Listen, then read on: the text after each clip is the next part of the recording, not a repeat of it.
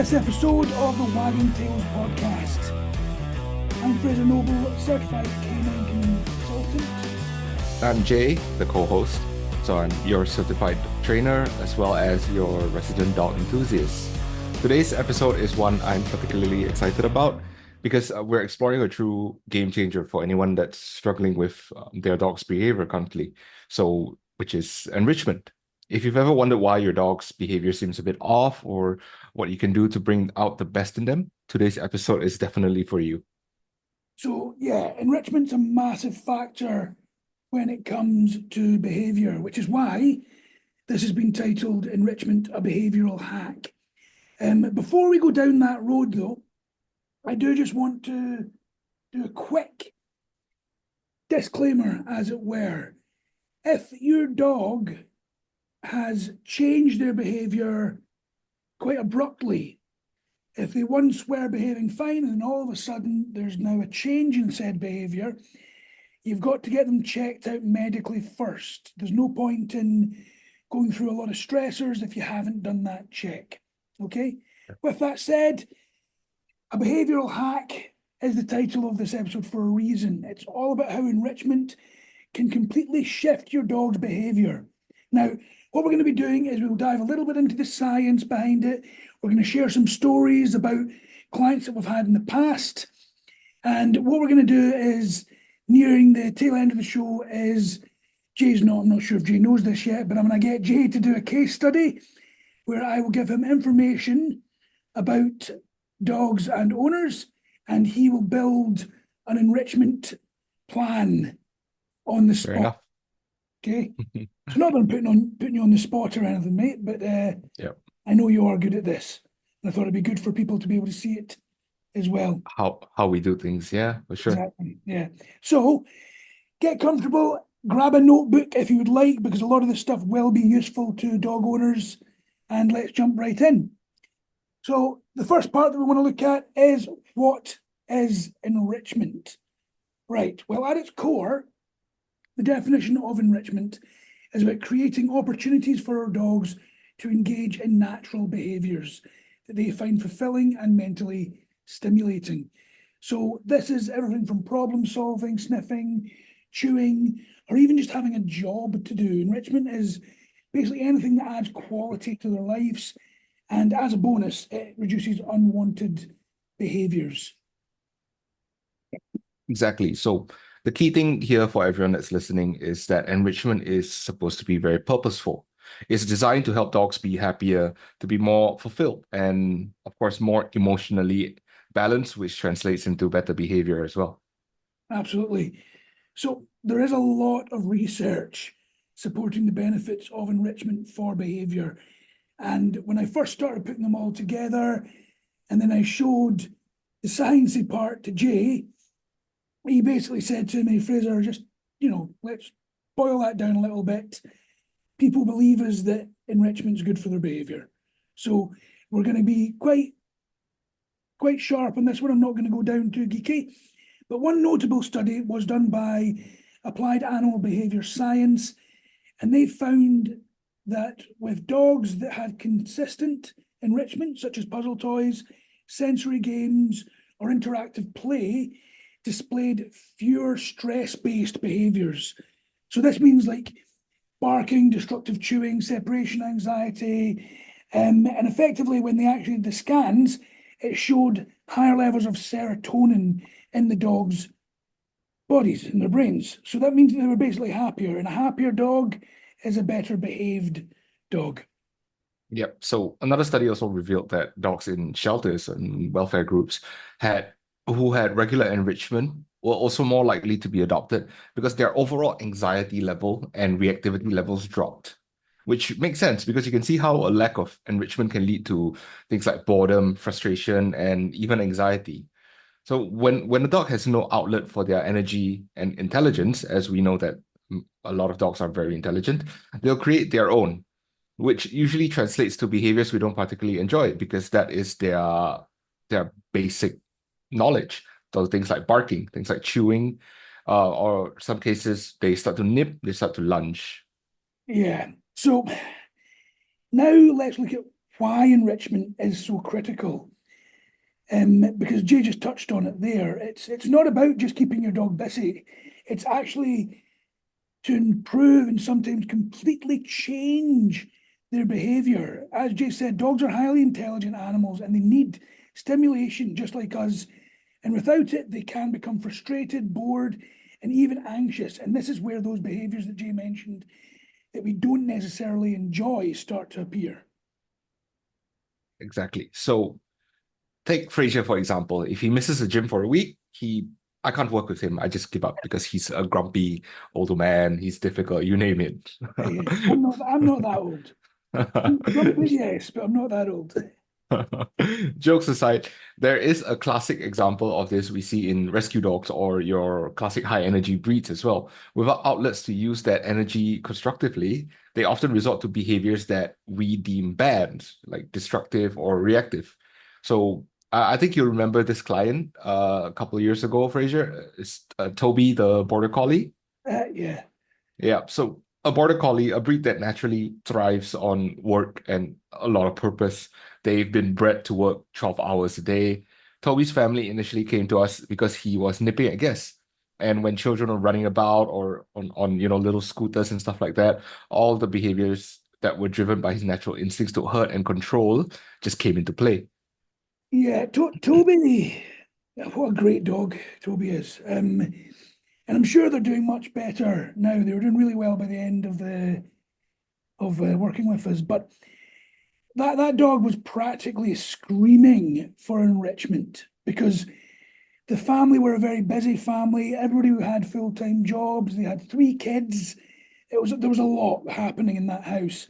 In addition, they were living in an apartment with a border collie. So, in addition to all these impacts, Toby wasn't getting any of the enrichment that he needed as a border collie. So we had to give him quite an extensive enrichment program. Now, on top of many of the other aspects of the enrichment program, we gave him a job to do. Now, the reason I'm highlighting this one is because this is the one that really made the difference. Okay, and this was effectively toy selection. And this meant that we taught him the name of different toys, and then we'd have all of his toys piled up in a pile or in a basket to think it actually was. And we would say the toy's name, as it were, and Toby would need to go and get the toy and bring it back. Now, yes, that has some element of physical enrichment, but most of all was the mental enrichment and stimulation and the sense of purpose that he needed. Now, after being taught this, within a matter of a few weeks, the nipping and chasing had completely stopped. And you could see that Toby was a much happier dog and he was much more manageable when it came to even simple things like walking and just having him in the house. So by giving him the right enrichment, we allowed him to channel his energy in a healthy way and make him a much happier and content dog. Mm-hmm. Thankfully for that, because apartment living for the collie. So next one there is Kopi, Singapore special who was very anxious every time he left the house. It's often due to a lot of the unfamiliarity around the area. So Kopi's case was interesting because it was more about building confidence. Again, in addition to many other aspects of the enrichment program that we started with scent-based games and indoor activities to give him these small little wins and build his resilience.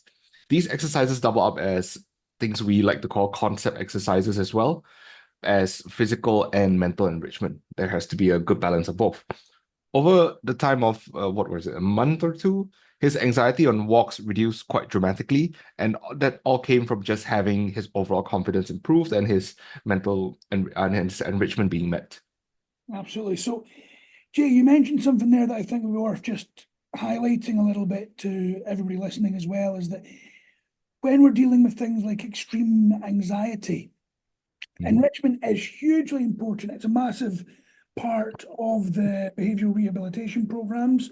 However, it also must come hand in hand with other aspects. So when you mention concept exercises, in some cases like this one here, there is concept exercises that kind of cross over into enrichment, but one of the huge aspects is also the fact that we need to be doing things hand in hand. You can't just do one aspect and expect results. It's got to be more of a holistic approach. We are looking at enrichment, management, training, concept, and even BAT in a lot of cases as well. Copy, the one you were talking, because we've had a few copies, that was the older brown dog. Well, of course, Yep. it was called Copy, but yeah, I know the one you're talking about now. Yeah, that was a very good result actually you got in that one. Okay, the other one I want to talk about, which is a little different, is Frank, the English Bulldog. I Strong don't know if boy. you remember Frank. Was Frank before your time with us, or? No, he was a strong boy. Oh yeah, you remember Frank then. He was a big English Bulldog, and he was full of energy, full of beans, strong as all hell.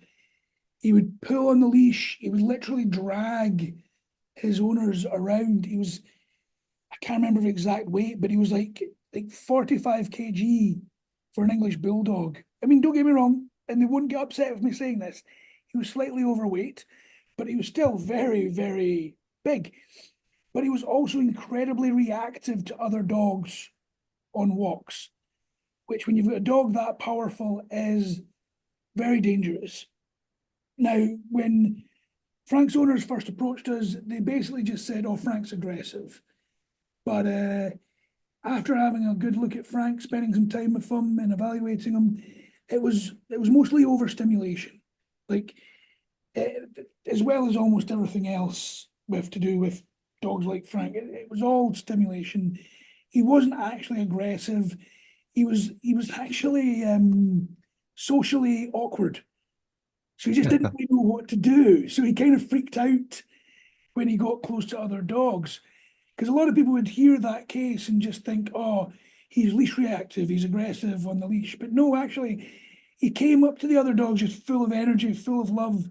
But he was so big and so slobbery and so English bulldoggy that it freaked out most other dogs, and then it ended up in issues. So one of the biggest things we had to do, which is kind of what I was saying just before with Copy, is we had to obviously start doing appropriate socialization. We did quite a lot of behavioural adjustment training, so Frank would make the correct decisions around other dogs. But in addition to all of this, we did introduce an extensive mental enrichment, such as trust building, obstacle games, sniffing games, which, to be honest, for a bulldog, Frank was quite good at for the scent games, which is not awfully common, which was nice. And things that he loved, like foraging exercises and tug. So giving him this outlet for his energy, he very quickly became calmer around other dogs, which meant that the appropriate socialization, the introduction to other dogs, was a lot more manageable, and we were able to sort that out much, much quicker.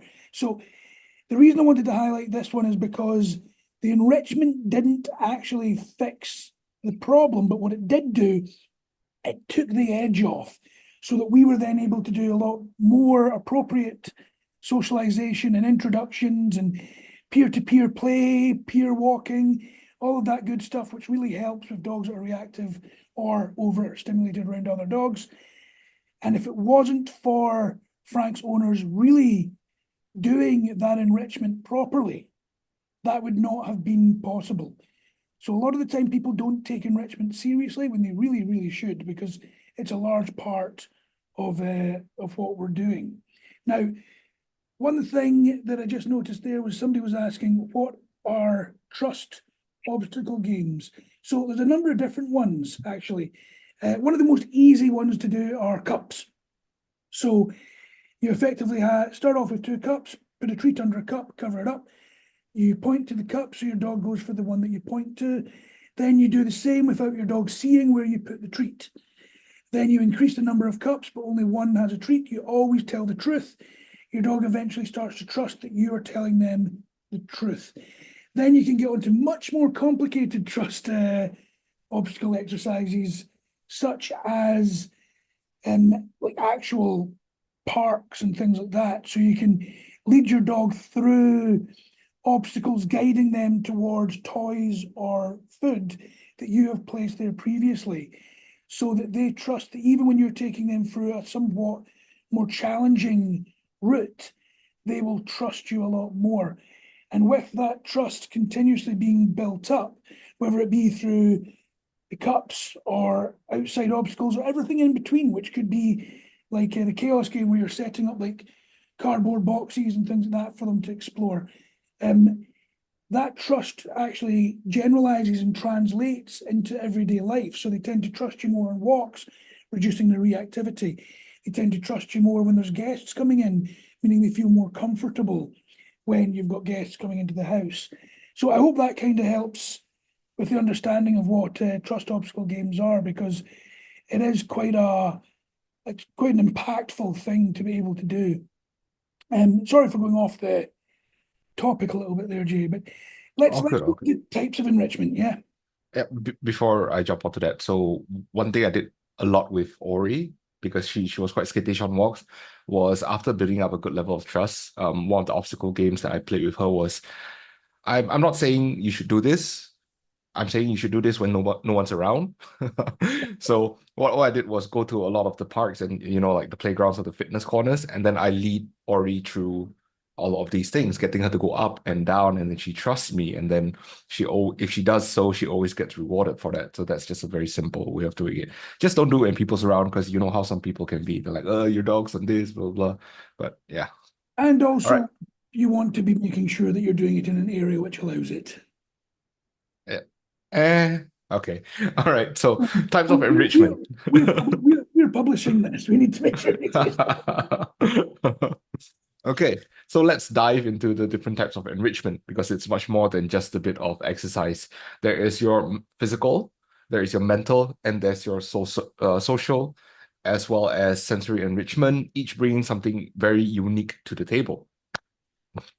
Yeah. So physical enrichment is the one that most people think about. This is exercise, getting your dog moving. So when you're talking about this, people think about walking, fetch, hikes, agility courses, but it's not all about high energy exercise, because especially with some dogs, if you have high energy exercise continuously with no calm moments and no other type of enrichment, it can actually be detrimental, because they can become, for lack of an easier word to understand, they can become somewhat obsessed with things. So some dogs can become really, really fetch obsessed. Now, for a while, my boy Porthos was borderline like unhealthy with that.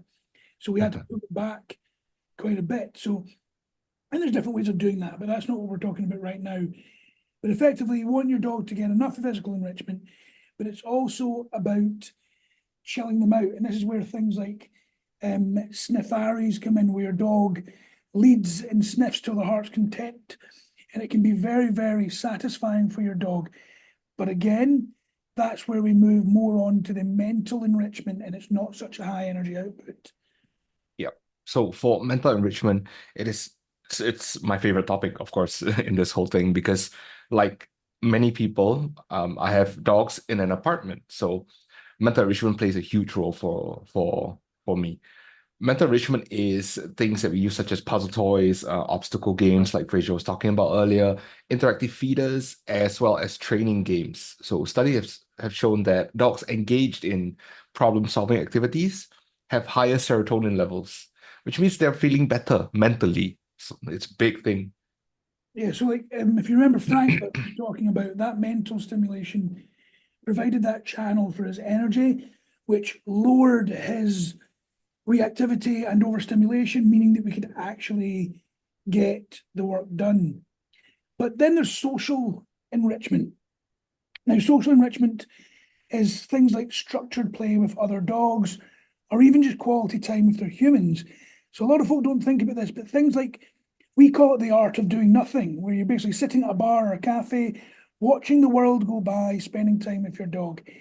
That sort of stuff is hugely enriching for your dog, because they're socializing with you in a calm environment, and you're actually effectively teaching your dog to be chill because you are being chilled, you know? And you can do the same with other dogs as well when they're hanging about or playing with other dogs. Yeah, it's very similar to us as well. Sometimes we want to hang out with other people. Sometimes we just want to be by ourselves. It's very Yeah, normal. So this bonding that you can do with your dog through social enrichment is a very huge aspect of enrichment. Not every dog needs to have a play date when you go to the park.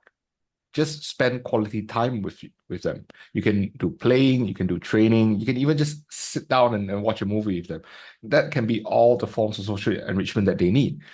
So like Blue might need a bit more social enrichment with other dogs, but I know Ori doesn't. So we also have to be aware of what dogs are being interacted with. yeah, that's a very good point, actually. So social learning is huge.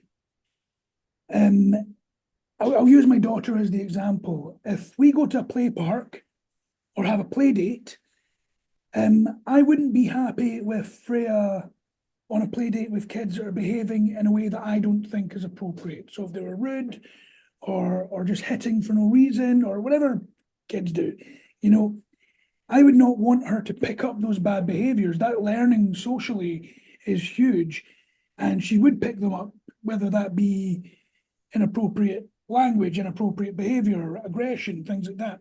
Well, for the dogs, it's the same. I don't want my dogs picking up bad behaviors from other dogs as well. So you've got to think about that, which is, it's funny because people don't think about it with their dogs, but they always think about it with kids. Right, so lastly, on that, we've got sensory enrichment. This is all about stimulating your dog's senses, their smell, taste, sound, sight, touch. So the great things about this are like scent trails, scatter feeding, snuffle mats, finding the treat or toy. It's just fantastic for dogs. And even one of the things I've done a lot with a lot of our dogs that we've worked with, and of course my dogs, are these sensory gardens, these sensory trails. Now, admittedly, they set these up mostly for older people. So when they're retired and they're older and they can go down and smell the plants and walk on the different stones, walk on the different surfaces of paths, they can go up and down different wooden blocks and all that stuff. But that is also amazing for our dogs because that's real sensory enrichment. So, that's just a few examples which are fantastic for the dogs. Right? Like Kopi, who I was talking about earlier. He was so anxious on walks, but new smells helped him build this confidence in a very non-invasive, non-threatening way, as well as help to build generic confidence as well in exploring new environments and encountering new things. So, okay, how do we choose the right enrichment for our dogs and our lifestyles? So not every dog needs or wants the same type of enrichment. And realistically, not everyone has the time, energy, or health to put, 6 hours in each day. So Fraser, how do we start? Okay. All right. So really, it all starts with understanding your dog's natural behaviors. As I said at the very beginning of the podcast, enrichment is about using your dog's natural behaviors. Now, you've obviously got to look at their preferences as well. So let's use Porthos as an example, since he's beside me. He's all play driven, all toy motivated, to a level where some people just can't handle it. So originally, I actually thought that puzzle toys would have been a big winner for him because you'd assume that a dog that's play motivated would want to get in amongst those puzzles and really enjoy that. However, he's also very rough and tumble. He likes to play rough. And what he ended up doing was he would legitimately find the quickest way to get the food out of the puzzles. Now, that means that he would literally rip them apart because that's quicker. So that's fine. That was a bust. So sometimes, even when you look at this, you make mistakes. So then I had to look at the interactive obstacle games, toy-based scent games, structured fetch, which is ideal for him. Now, for anybody that's wondering what structured fetch is, it's not just throwing and they come back, throwing and they come back. It could be a stay, throw. They've got to wait. They're not allowed to go. Then you might tell them that they're allowed to go and fetch and then bring it back. or you can throw it. They go, but you say stop as they're running. So you actually taught them that obedience, not obedience really, it's more self-control to stop as they're running towards something. And that is really, really mentally enriching. But that was for a dog, or is for a dog, that's incredibly play driven and just loves to learn. So it depends on your dog. Now, if you've got a dog who's more food motivated, like our boy Aramis, um, well, then you've got to look at what you can do better for him. Now, for example, with Aramis, he's got arthritis in his hips, so he's not going to be doing any high impact, any massive amounts of high impact and exercises or anything like that. But he does love foraging exercises, food-based training, food-based play, and even the food-based puzzles. Because he's more gentle than Porthos, he can actually slow down and figure them out. So we cannot forget about the human element as well, of course, which a lot of people do in our industry, honestly. You have to take your lifestyle into account.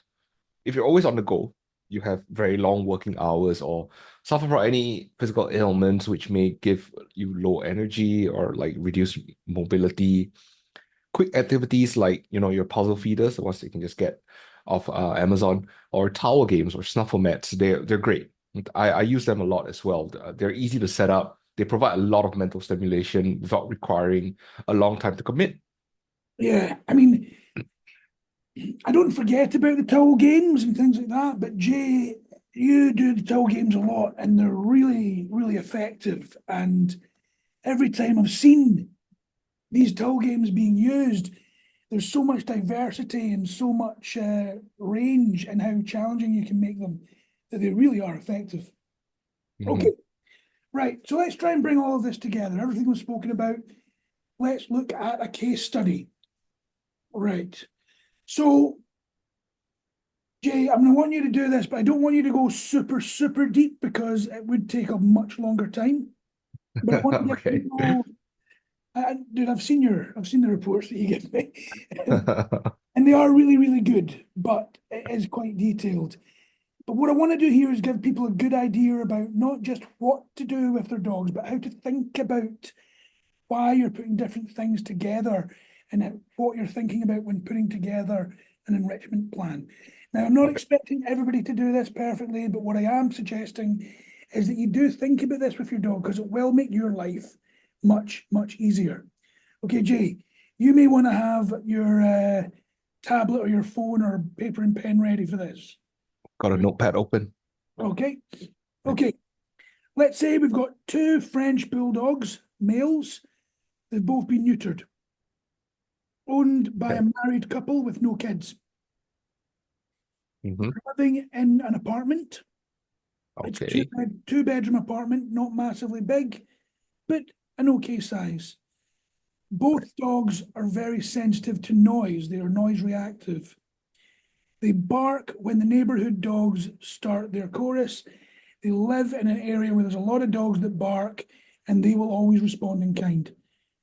They're quite nervous around certain people, but it is selective. You don't necessarily know who and why. At least the owners don't know why. They're reactive to other dogs on walks because they've had unfortunate situations where they have been attacked by other dogs in the past. One of these dogs shows resource guarding with toys and food and chews and possessiveness over the attention of the owners. You ready? Okay. Go. Yep. Over attention with the owners. Okay. So we've got some challenges here. There's your noise sensitivity, there's your reactivity, there's resource guarding, as well as the possessiveness. First thing we do is assess each dog's individual needs, and then you create a plan based on that. Now, when I say we do each dog individually, I don't mean that we're only going to focus on one dog and then like there is no plan to integrate them together. Of course, you do one each, and then you always want them to be as comfortable in the home as much as possible. So Frenchies, not exactly super high energy, need to be mindful of heat, not a good candidate for, hot days or swimming activities. So what are the dog's primary motivators? Okay. Both are very excited over play and toys, and both have a very healthy food motivation. Quite high energy little guys. Okay. Healthy food, motivation. What kind of lifestyle is the married couple having? So they're quite active people, but they're very relaxed when it comes to the dogs. And because the dogs show reactivity out on the walks, they don't exactly get taken out everywhere. So the relationship with their dogs is more in the home. Um, yeah, so it's although they're active, they're not that active with their dogs.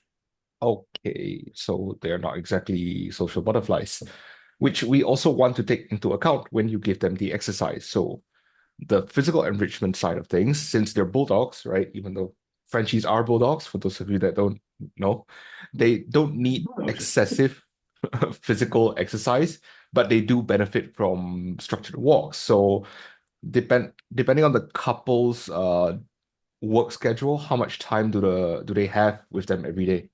Both of them have corporate jobs. The female of the couple has the option of working from home 2 or 3 days a week, say.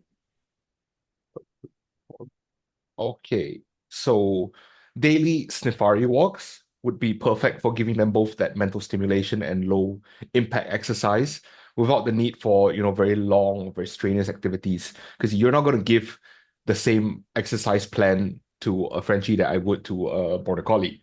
So you walk in more quiet times or areas where there are fewer dogs. That will help you tremendously with the reactivity issue, which is where working from home would help. So on days that both humans are home, there's more time with the dogs. You need things like structured parallel play, so which is tug. That's a great way to give them that physical enrichment while reducing the possession of the owners and resource guarding the toys. So what is parallel play? It's basically both of them playing one-on-one with either the mom or the dad. They can swap around, they can take turns next to each other at a good distance, whereby they're not resource guarding or feeling threatened by the other dog. Okay, mate. So let's move on to mental enrichment there. Right. Okay, so for mental enrichment, what I suggest is a lot of interactive feeders. Your snuffle mats during meal times would be a great choice here. So just because they are puzzle toys, it doesn't mean that you have to give it to them only at off timing. So you can actually feed your dog their entire meal inside interactive feeders or snuffle mats. So without using the boring old just your food bowl. Since one of them shows resource guarding, you need to set them up separate spaces. Yeah, you need to set up separate spaces for each dog to work on their feeders or their snuffle mats. The puzzle toys can keep them very occupied and provide them a huge mental challenge that they seem to really crave without triggering that possessiveness. So of course, you don't put them right in front of each other for both dogs. This could be timed with the normal times that your neighborhood dogs will start barking. So your dogs would have an alternative behavior. Over time, this would likely lead to a behavioral extinction, which is basically whatever behavior that you're experiencing is completely gone. So just to jump in there, that's actually a really good point. I like that you just brought that up because a lot of the time people separate enrichment completely from a lot of the specific problems. But if you're able to time or integrate or do anything with the enrichment, which will help the specific problems, that's exactly what we want to be doing. So, Mhm. although Jay was talking about mental enrichment with regards to that, it's also a direct management tool to do redirection and behavioral extinction on one of the problems. So I like that a lot. Okay, let's Yep, hear a little bit more about social enrichment. This is got really it. interesting. So like you said, reactivity to other dogs. For the social enrichment side, these two already have known each other for a very long time. They show reactivity towards other dogs. So structured play sessions between them can be very enriching. However, we also look at games that allow each other to interact one-on-one with their owners to reduce any possessiveness over attention, like you mentioned. Just a daily, like 5-minute session with each dog individually can help reinforce that attention is shared. Excuse me. Peer-to-peer play, as I mentioned, with physical aspects of it helps a lot. But so would short bursts of exploration games together as long as they are structured very well under close supervision, you do not want them to start getting more and more reactive towards each other. However, that reactivity would likely need to be worked on separately from enrichment to get the most out of this once they are better around other dogs. Yeah, so just as a point there, you're spot on, absolutely. But when you're doing like exploration games together with dogs that have been known to show resource guarding and things like that, that close supervision needs to be very close, and if the human element's not feeling confident with that, you don't do it. You don't put yourself in a situation where you're feeling stressed, because that will translate onto the dogs and potentially create a problem. Okay, last one, Jay, sensory enrichment. Right. Okay. So for sensory enrichment, we would want to do scent exploration, like the safari again, or even sensory gardens, which are great for dogs. So their sensory garden has different. Sorry? Like the stuff I was talking about, just, yeah. Yeah. So a sensory garden is something with different scents, different types of surfaces to make them feel, and obstacles. So this is hugely beneficial for the dogs. Since they are noise sensitive, we have to introduce some sound desensitization. So even though this is not technically enrichment, it is still very closely related because it tires your dog out as well as engages them during the exercise. So you start by playing soft, positive, relaxing background noises like the sounds of nature, or even we always recommend Through a Dog's Ear playlist you can find on Spotify or YouTube, and gradually increase exposure to more triggering sounds such as dogs barking, your neighborhood dogs barking.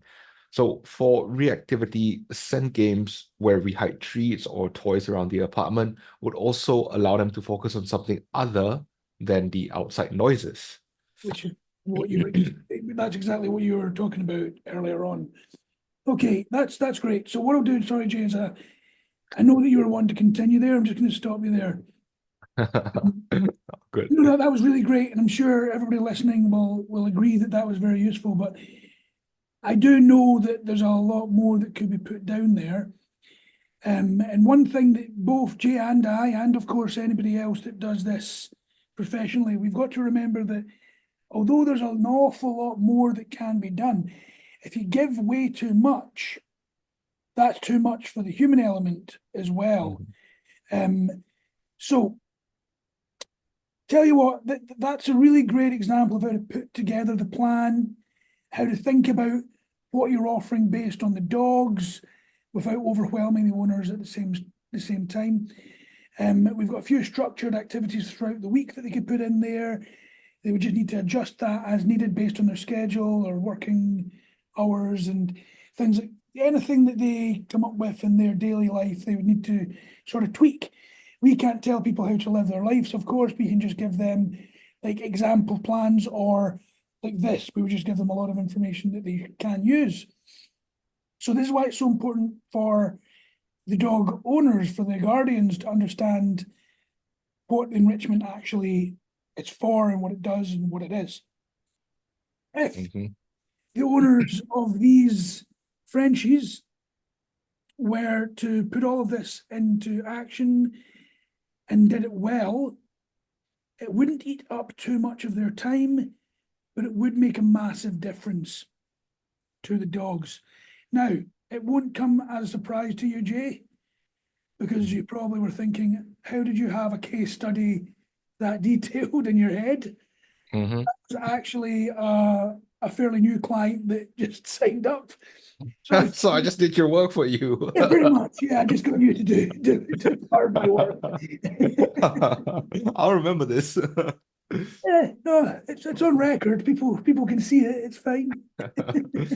All right. So let's quickly cover some of the more common mistakes that we see a lot when it comes to enrichment. So what are some things you've encountered? Well, one of the biggest mistakes I always find is people just overcomplicating things. Some owners get really into it, which is great, and it's good to be into it and good to get really into helping your dog and enriching your dog. But they think they have to set up huge elaborate games every day.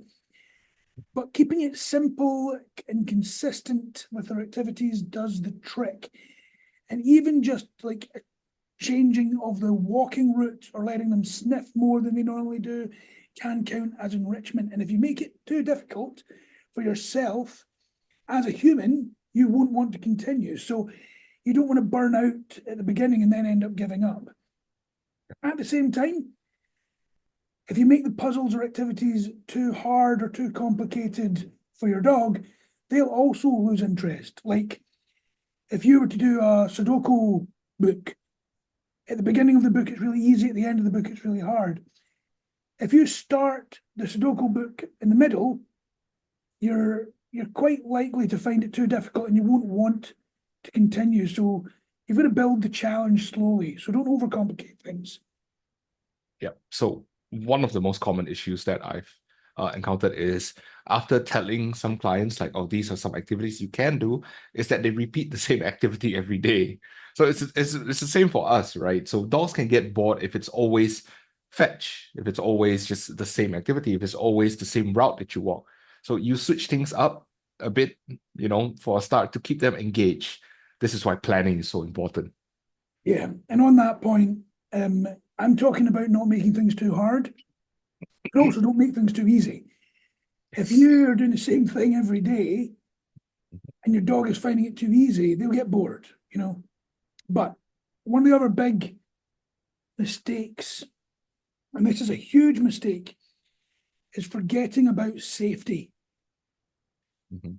And unfortunately, there has been some horrible situations about this. So this one's something that I take very seriously. Locations, big one. If you're doing outside enrichment, be aware of your surroundings. Make sure you're not going to run into other people. Make sure you don't throw a ball into the middle of people having a barbecue and scare the hell out of them and then end up in trouble. Or make sure that the other dogs or maybe around you aren't going to interfere too much, or maybe if you're doing socialization with them, they're the correct dogs. You're not using dogs that are reactive and then ending up in a scrap. Make sure that you're not around some areas that have got too much wildlife. If your dog is very prey driven and will end up chasing after like wild chickens or even like farm animals, things like that, depending on where you are, be aware of this. And of course, terrain. Terrain seems like a funny one, but it's so important. I have had clients text me having to postpone and cancel sessions because they were doing something with their dogs and they fell down a drain. So you've got to be aware of that. Obvious ones as well are things like when you're using toys, chews, or even when you're doing training games, you must keep an eye on your dog, especially if they're prone to chewing and swallowing, or even if they get frustrated with puzzle toys and things like that. I've heard way too many horror stories about dogs that have had chews like antlers or Himalayan cheese bars or anything that's stuck in their jaws, or they've tried to swallow a big piece and ended up in a lot of trouble. It's not what we want. And of course, if you see your dog getting frustrated or stressed during any of this, intervene, simplify it, or just stop, end the exercises. Yep. Okay. Sorry, to add one more thing, so the towel game that we talk about a lot, right? So people think that, oh, it's just a towel and it's just some treats, it's very safe, right? I had a client a couple months back that they just gave the dog the towel and then they just left to go out. They were doing separation anxiety stuff. When they came back, the dog actually ripped up the towel, and then like the next day, they had to pull out the towel string from the dog's bum because the dog actually chewed up and ate the towel as well. I know So what yeah. you're talking about. Yeah. All right, so excuse me. Okay, so to wrap things up a little bit here, let's take some practical tips and takeaways. There's things you can do to make things your life easier when you're doing this. Use your dog's meal times as enrichment. If you're using puzzle toys, towel games, snuffle mats, even hand feeding, use the meals so that you're building that into something that you're going to have to do with your dog anyway. You've got to feed your dog, so you can actually use that as part of their enrichment. everything from licky mats, you name it, make it work. Watch your dog for feedback. Look at how they react. Every activity, your dog will be talking to you. You just need to listen and maybe learn the language a little bit. If they love a specific game or activity, then that's maybe one that you want to incorporate more. Others, they might need a break if they're getting frustrated or if they're not enjoying it. Keep it simple, keep it sustainable. As I said before, choose activities that fit into your schedule so that you keep going long term. Consistency is far more important than intensity. That goes the same for most things, whether it be physical exercise, dog training, studying, absolutely everything. Have you got anything else to add there, Jay? Tips and takeaways? Yes, of course, quite a few, but I'll try to keep it short. So one thing I always recommend is to rotate all of your toys and your activities, because I'm a huge cheapskate. And I'm not gonna buy a new snuffle mat every 2 weeks or something like that. So you build up, like Fraser said, build it up and then have a few of them ready, and you just rotate it around. So this keeps everything fresh and exciting for your dog. You prevent boredom and overstimulations from always going through the same routine.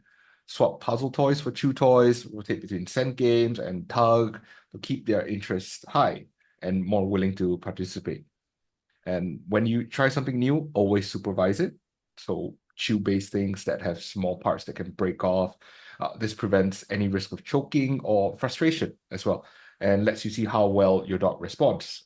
So if your dog gives up too easily, that means it could be too difficult for your dog or too tough for your dog. So adjust or remove certain activities that you feel does not suit your dog. What was the saying? Like, if you can't dent it with your fingernail, it might be too tough for your dog, something like that. So start, yeah. So start small, build up. Begin with short, low challenging enrichment sessions, and then increase the complexity over time as your dog becomes more comfortable. So for example, that towel game I was talking about, again, of course, I tell all my clients that if your dog takes about 10 to 15 minutes, you're at a good level of difficulty for your dog. If your dog finishes too quickly, it's too easy. If your dog takes too long, it's too difficult. So this is particularly helpful for dogs who get very easily frustrated, or you're just beginning to test out enrichment for your dogs. And remember, enrichment isn't a grand affair. A few activities a week makes all of the difference in behavior, in well-being, and of course, the most important thing, quality of life for your dogs. Yeah, and I think that's a really good thing to wrap up on, is that when we talk about behavior, when we talk about training, when we talk about things like this, a lot of people get the wrong idea. They're like, oh, we're doing this for the human. Well, yeah, it does make it easy for the human, makes your life better as well. But at the end of the day, this is about the well-being and the quality of life for our dogs. So a happy, contented, safe feeling dog is a safe dog to be around. It's an easy dog to be around. So really, at the end of the day, our main goal is to have happy, well-adjusted dogs with a very high quality of life. And if you can achieve that, then all of the behavioural aspects, all the training, that's not really an issue anymore, because you've done your part. So on that note, that's a wrap for this episode of the Wagging Tales. I think it's safe to say that enrichment is really a powerful tool. It's so underappreciated and underutilized. Couldn't have timed that better, Porthos. He just came through and dropped a ball at my feet. And remember, it does make your life easier as well. Yep. So if you found this episode helpful, please share it with other dog owners that you know. Don't forget to follow Noble K9 on all our social media platforms for more tips, updates, and more episodes of the Wagging Tales podcast as well.